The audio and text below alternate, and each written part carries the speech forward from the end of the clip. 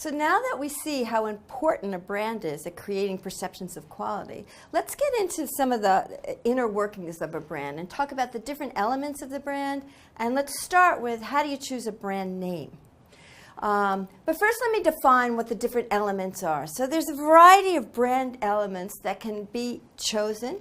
You can use some, not use others. And they will totally identify or enhance the brand awareness. And if you choose them right, they can help facilitate the formation of strong, favorable, and unique brand associations. And so the things we'll talk about are the brand name, which is the first one, the anchor, different brand logos, symbols, brand characters, packaging, brand slogans, and brand colors.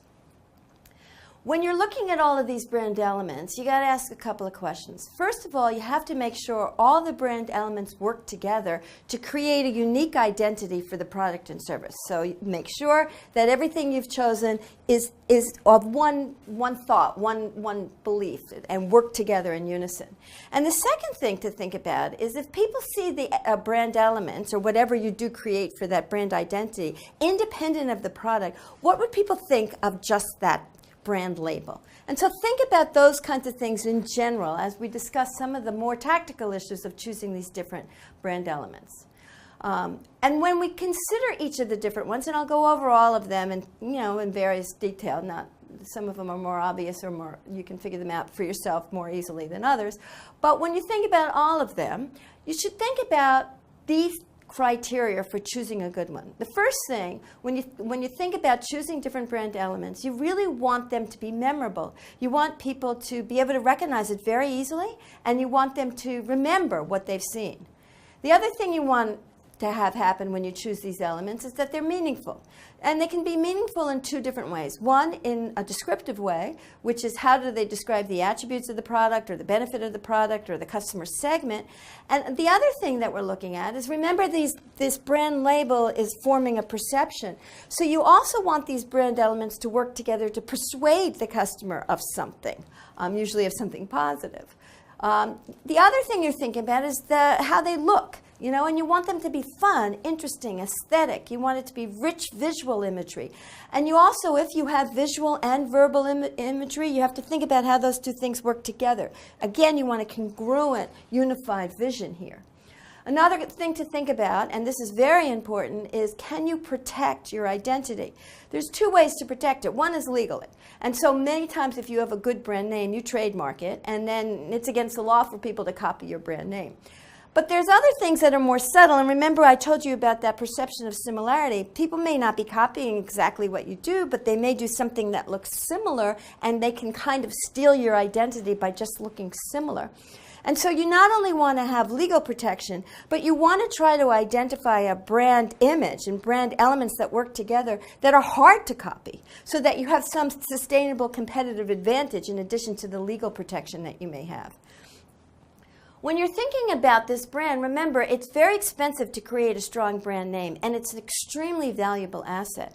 And so the other thing you want to think about is, how adaptable is this brand name to stay modern? Times change, consumers' tastes change, competition changes. And so you don't want a brand name that's it's so static that it can't adapt with changing times, and it's not flexible, and it's not updatable. And along this line, you also want a brand name, if you can, or a brand image with all these elements that work together, that you can use them to go on different products if you introduce new products. So I mentioned Coke started out on a regular full-calorie cola drink, and they stretched that brand name to go to a diet cola drink. So you want to think of brand images that can go not just on your initial product, but could perhaps go on other products in the future as the company grows. And similarly, you want a product that can go across cultures, and that's a brand name, that can go across cultures. So you don't want something that won't be understood or be interpreted differently or inappropriately in other cultures. So more and more, as brands are becoming global, even if you start out very locally, when you choose your brand elements, you should choose brand elements that can go global should your business get big enough. And each element in thinking about this brand image are going to play a different role in creating those overall perceptions. They all have different strengths and weaknesses, but you really want to think about how you can use them strategically to achieve some kind of balance and overall impact. And again, as I mentioned before, they have to work together to form a unique, consistent image. So let's look at some of the different brand elements and just think about, on the face of it, what some of the advantages and disadvantages are. If we start out, the name is obviously crucial. It's the anchor, and it's very, very important that you can choose a good brand name. Sometimes there's legacy brand names, and you have a great deal of awareness with a particular brand name, and maybe it wasn't the best one to choose, but you have to use some of the other ones to build it up. For example, the brand name Affleck or Geico. Both of those were brand names that were acronyms. They actually weren't such great brand names because they don't have the advantage of a good brand name of being quick, easy to process, easy to remember. And in both of those cases, the marketers used other elements to help with the brand name. So Affleck came up with the duck image, and Geico came up with the gecko image, so that you could kind of remember those brand names better. But if you can choose it in the beginning, it's better to choose one that's easy to process and recall. Because the disadvantage of a brand name is once you bring up that or develop that brand awareness and people really understand what it is, it's pretty difficult and expensive to change. It's not impossible, but a lot of the whole brand imagery is really anchored on the name. So the name, and I'm going to spend some time thinking about that going forward, is extremely important to think about. Once you have a brand name, then you can start thinking about logos and symbols like the Nike swoosh or McDonald's arches. These are attention-getting. They can be emotional. They can reinforce any of your brand identity. But again, symbols and logos can get out of date. They can be ambiguous. They can be interpreted differently across cultures. So you, again, just have to think about how those work. Not all brands have a character, but a character, if you do have one, can be very quick, very attention-getting. Think about what happens if you see Mickey Mouse on something. I mean, that's a world-famous character, recognized everywhere, and people understand it's fun, it's kids, it's exciting. And so characters can work very well, but they can get outdated, or they can be culturally bound. And certainly not all brands have a character. A slogan and a jingle, if it's done well, gives you a few more words and can give you music to add to the brand element, so it can be used to convey meaning. Nike's Just Do It is an extremely strong slogan that adds to the Nike brand name.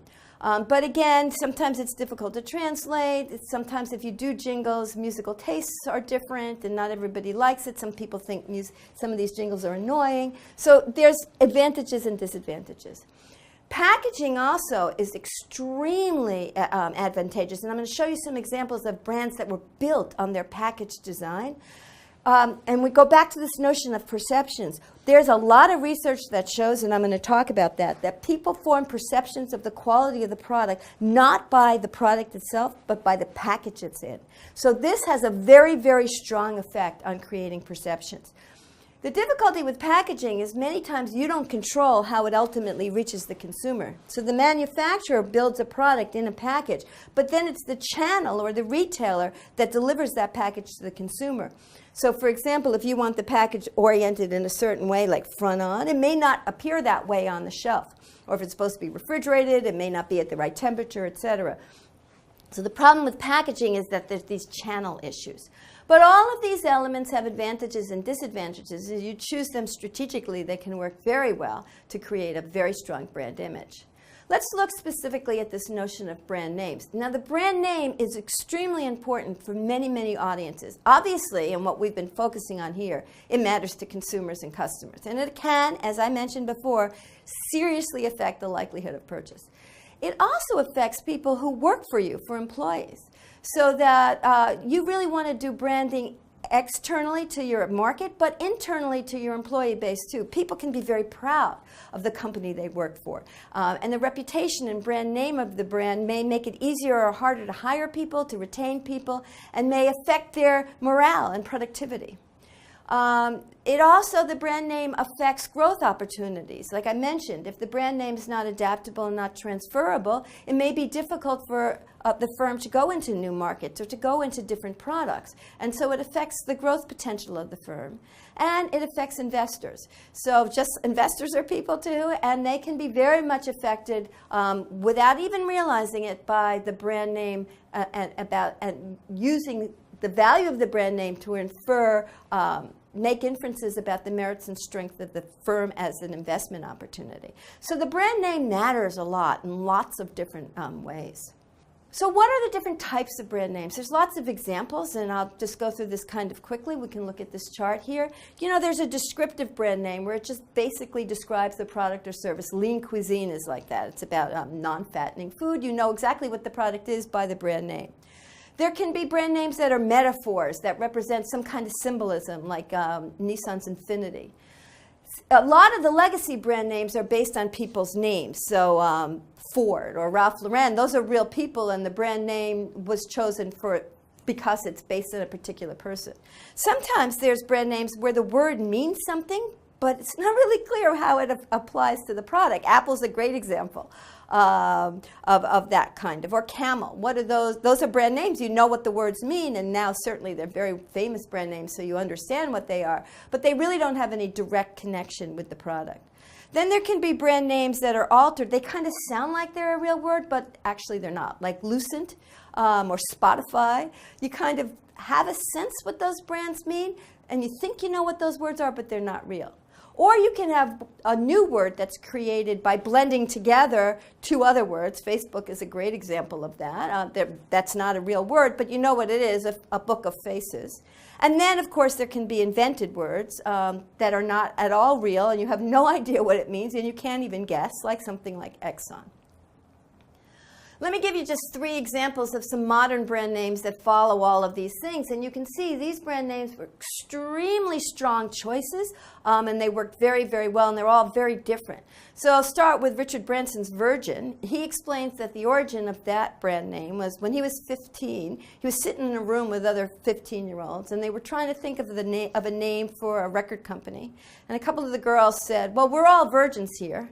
And somehow or another, that name just seemed to spark interest. And they said, well, if we started a record company, we'd be virgins in that business, so let's use that name.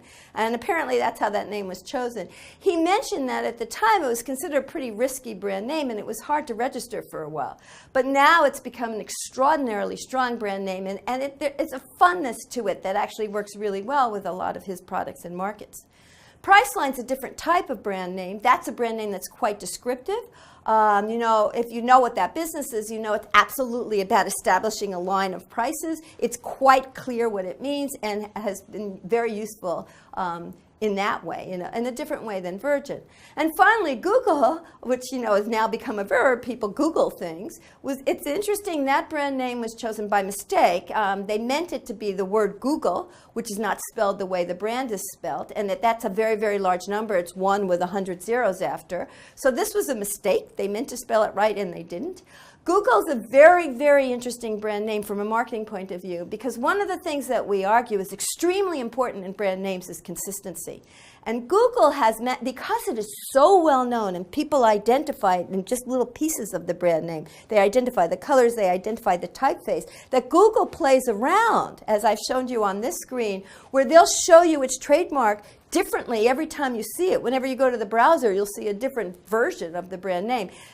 That's a sign of an extraordinarily strong brand name that has very, very high brand awareness, that you can see it even when it's not exactly the same every single time. But these are all fairly new brand names that have been very, very successful.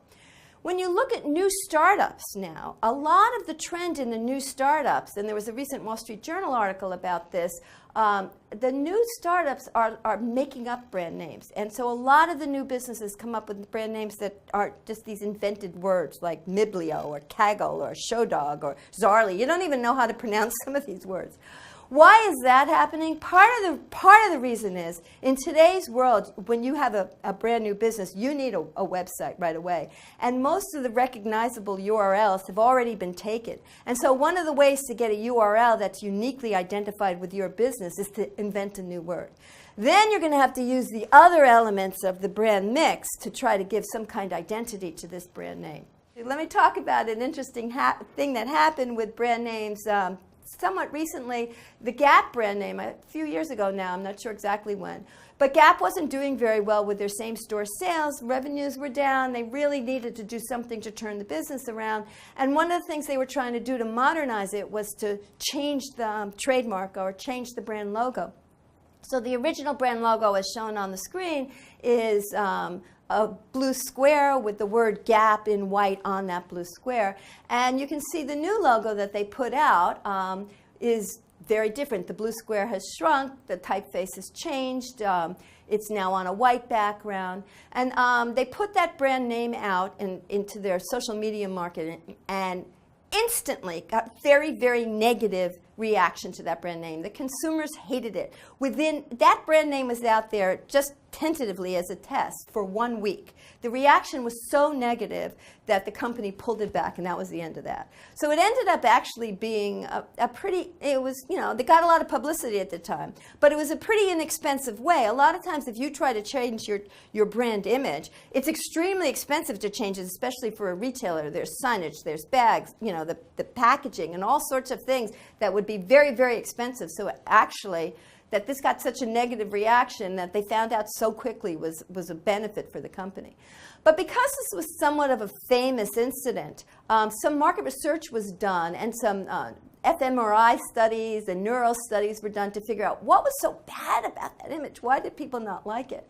And there's a couple things that they identified that when I show you, you can see make sense. One of them is if you have visual and verbal things in conflict with each other, people read the visual first. And so where that blue box is behind the P, it actually kind of blocks out the P. And you can see a hole in the P. And the P is not as strong because you're attracted first to the vision. So that weakened the whole idea of the brand there because the P was kind of weakened because of the visual block on it.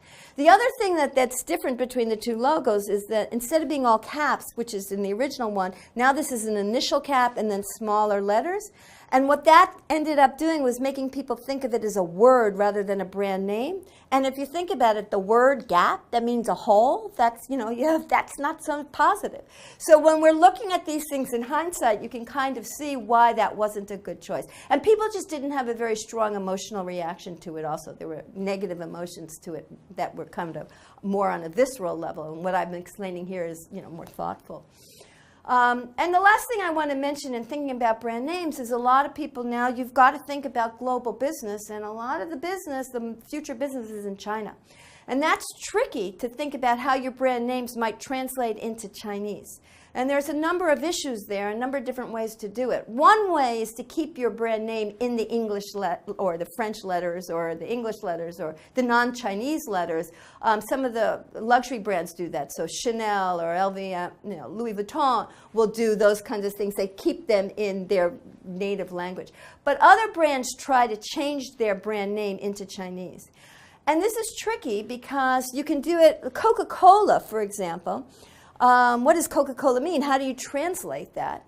And if you just go and look for the Chinese characters that kind of sound like Coca-Cola, well, the characters themselves may mean something. So when Coca-Cola first did that and tried to pick Chinese characters that sounded like Coca-Cola, it had a very bad brand meaning, and they had to take that one off the market. The one they currently have means tasty fun, so it kind of sounds like Coca-Cola, and it means something that at least makes sense with a drink. Reebok did the same kind of thing. The Chinese characters that they chose kind of sound like Reebok, and it means quick steps, which again makes sense. Colgate did something different. Colgate picked Chinese characters that they thought was consistent with their brand image, which meant superior cleanliness. And then the Chinese characters, if you said them, didn't sound very much like the word Colgate. And Cadillac did it the opposite way. They took Chinese characters that sounded like Cadillac, but they didn't mean anything in Chinese. So when you're translating to a very, very different language, and an important language like China because of the size of the market, there are some big issues, and there are a lot of agencies now that are developing to help you choose a name that will make sense in China.